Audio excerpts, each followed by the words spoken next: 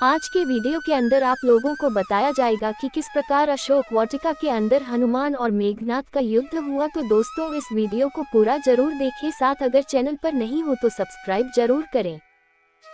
जम्बूवाली के वध का समाचार पाकर निशाचर राज रावण को बहुत क्रोध आया।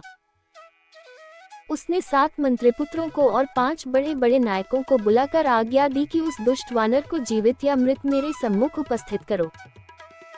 राक्षस राज की आज्ञा पाते ही 7 मंत्रिपुत्र और 5 नायक नाना प्रकार के शस्त्रास्त्रों से सुसज्जित असंख्य राक्षस सुभटों की एक विशाल सेना लेकर हो अशोक वाटिका की ओर चल पड़े। इस शत्रु सेना को आते देख पवन पुत्र हनुमान ने किटकिटा कर बड़ी भयंकर गर्जना की। इस घनघोर गर्जन को सुनते ही अनेक सैनिक तो भय से ही मूर्छित हो पृथ्वी पर गिर पड़े। अनेक के कानों के पर्दे फट गए। कुछ ने हनुमान का भयंकर रूप और मृत राक्षस वीरों से पटी भूमि को देखा तो उनका साहस छूट गया और वे मैदान से भाग खड़े हुए।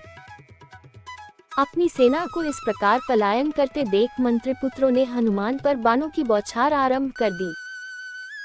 बाणों के आघात से बचने के लिए हनुमान आकाश में उड़ने और शत्रुओं को भ्रमित करने लगे। आकाश में उड़ते वानरवीर पर राक्षस सेनानायक ठीक से लक्ष्य नहीं साध पा रहे थे। इसके पश्चात वे भयंकर गर्जना करते हुए राक्षस दल पर वज्र की भांति टूट पड़े। कुछ को उन्होंने वृक्षों से मार मार कर धराशायी किया और कुछ को लात घूंसों, तीक्ष्ण नखों तथा दांतों से क्षत विक्षत कर डाला। इस प्रकार उन्होंने जब 7 मंत्रिपुत्रों को यमलोक पहुंचा दिया तो विरूपाक्ष, यूपाक्ष, दुर्धर्ष, प्रघर्ष और भास्कर नामक 5 नायक तीक्ष्ण बाणों से हनुमान पर आक्रमण करने लगे। जब दुर्धर्ष ने एक साथ 5 विषैले बाण छोड़कर उनके मस्तक को घायल कर दिया तो वे भयंकर गर्जना करते हुए आकाश में उड़े। दुर्धर्ष भी उनका अनुसरण करता हुआ आकाश में उड़ा और वहीं से उन पर बाणों की वर्षा करने लगा। ये देखकर दांत किटकिटाते हुए पवन पुत्र दुर्धर्ष के ऊपर कूद पड़े।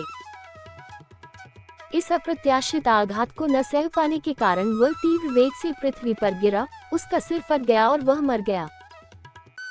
दुर्धर्ष को इस प्रकार मारकर हनुमान ने एक साखू का वृक्ष उखाड़कर ऐसी भयंकर मार काट मचाई कि वे चारों नायक भी अपनी सेनाओं सहित धराशायी हो गए।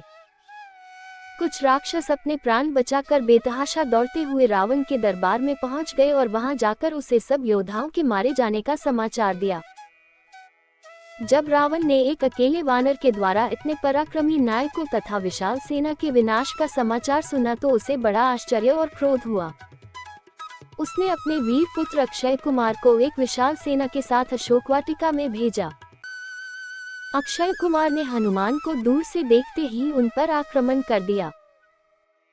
अवसर पाकर जब अंजनी पुत्र ने उसके समस्त अस्त्र शस्त्रों को छीनकर तोड़ डाला तो अक्षय कुमार उनसे मल्लयुद्ध करने के लिए भिड़ गया, परंतु वह हनुमान से पार न पा सका। हनुमान ने उसे पृथ्वी पर से इस प्रकार उठा लिया जिस प्रकार गरुड़ सर्प को उठा लेता है। फिर दोनों हाथों से बल लगाकर मसल डाला जिससे उसकी हड्डियां पसलियां टूट गईं और वह चीत्कार करता हुआ यमलोक चला गया। जब रावण ने अपने प्यारे पुत्र अक्षय कुमार की मृत्यु का समाचार सुना तो उसे बहुत दुख हुआ। उसके क्रोध का अंत न रहा। उसने अत्यंत कुपित होकर अपने परम पराक्रमी पुत्र मेघनाद को बुलाकर कहा, हे मेघनाद, तुमने घोर तपस्या करके ब्रह्मा से जो अमोघ अस्त्र प्राप्त किए हैं उनके उपयोग का समय आ गया है। जाकर उस वानर को मृत्यु दंड दो जिसने तुम्हारे वीर भाई और बहुत से राक्षस योद्धाओं का वध किया है। पिता की आज्ञा पाकर परम पराक्रमी मेघनाद भयंकर गर्जना करता हुआ हनुमान से युद्ध करने के लिए चला। जब तोरण द्वार पर बैठे हुए हनुमान ने रथ पर सवार होकर मेघनाद को अपनी ओर आते देखा तो उन्होंने भयंकर गर्जना से उसका स्वागत किया।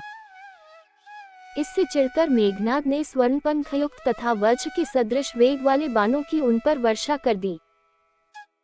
इस बाण वर्षा से बचने के लिए हनुमान पुनः आकाश में उड़ गए और पैतरे बदल बदल कर उसके लक्ष्य को व्यर्थ करने लगे। जब मेघनाद के सारे अमोघ अस्त्र लक्ष्य भ्रष्ट होकर व्यर्थ जाने लगे तो वह भारी चिंता में पड़ गया। फिर कुछ सोचकर उसने विपक्षी को बांधने वाला ब्रह्मास्त्र छोड़ा और उससे हनुमान को बांध लिया। फिर उन्हें घसीटता हुआ रावण के दरबार में पहुंचा।